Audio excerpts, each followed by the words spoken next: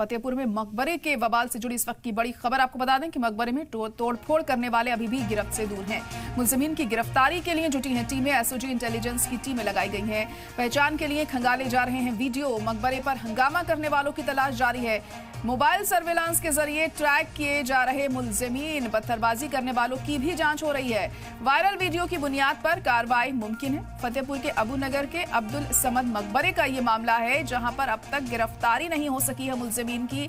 हालांकि एफआईआर इस मामले में दर्ज कर ली गई है, लेकिन अब तक कोई भी पुलिस की गिरफ्त में नहीं आया है। इसी को लेकर सवाल भी उठ रहे हैं। मकबरे में तोड़फोड़ करने वाले अभी भी पुलिस की गिरफ्त से दूर हैं। मुलजिमीन की गिरफ्तारी के लिए तमाम टीमें जुटी हुई हैं, मगर अब तक कामयाबी हाथ नहीं लगी है।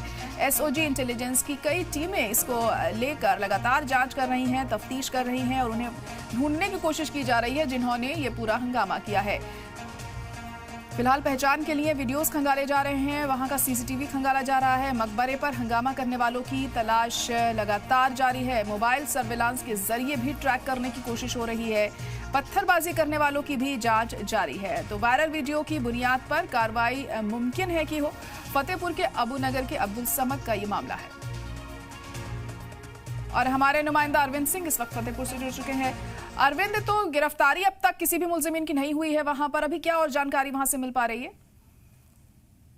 कि जब से पुलिस ने इसमें एफआईआर दर्ज की है, 10 लोगों को नामजद किया है, तभी से लगातार ऐसे लोगों पर शिकंजा कसने के लिए पुलिस ने कमर कस ली थी। और अब जो है पुलिस ने एसओजी और सर्विलांस की 2 टीमें भी लगाई हैं। इसके साथ जो मोबाइल सर्विलांस है उनके मोबाइल ट्रैक करने की बात की जा रही है। साथ ही पुलिस अब पूरे तरीके से इसमें एक्शन के मोड में आ गई है।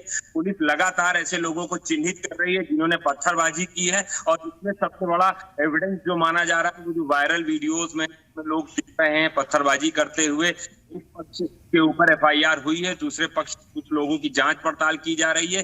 हो सकता है कि दूसरे पक्ष के ऊपर भी एफआईआर हो, या तो 150 जो नाम अज्ञात अभियुक्त हैं उसी में इन लोगों के नाम शामिल कर सकती है पुलिस। और आपको बता दें कि फतेहपुर में बहुत जल्द पुलिस इस मामले में कुछ और लोगों के नाम शामिल कर सकती है। जी बिल्कुल, तो हमने देखा जिस तरीके से वीडियो जारी हुए हैं उसमें साफ तौर पर लोग दिखाई दे रहे हैं जो भी वहां पर हंगामा कर रहे हैं, मकबरे को जो लोग तोड़ रहे हैं। जब पहचान उसमें हो रही है वीडियोस में, तो इतनी दिक्कत पुलिस को किस वजह से पेश आ रही है इस मामले में गिरफ्तारी करने में?